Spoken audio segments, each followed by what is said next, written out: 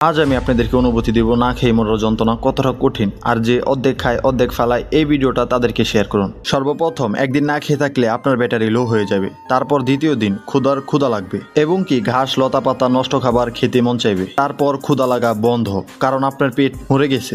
আর এখন তো আসল মজা শুরু হবে, তখন আপনার শরীর আপনাকে জীবন্ত খেয়ে ফেলবে।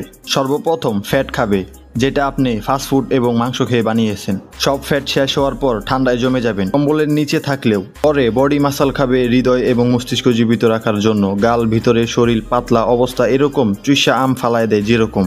পরে বডি অর্গান খাবে, লিভার নষ্ট, পিছন দিয়ে রস পড়বে, কান্না বন্ধ, পানি শেষ, হাড্ডি গলা শুরু অবস্থা এরকম হবে যে এবারে চিকনালি যন্ত্রণা এরকম অবস্থা হবে যে অনেক ভয়াবহ অবস্থা।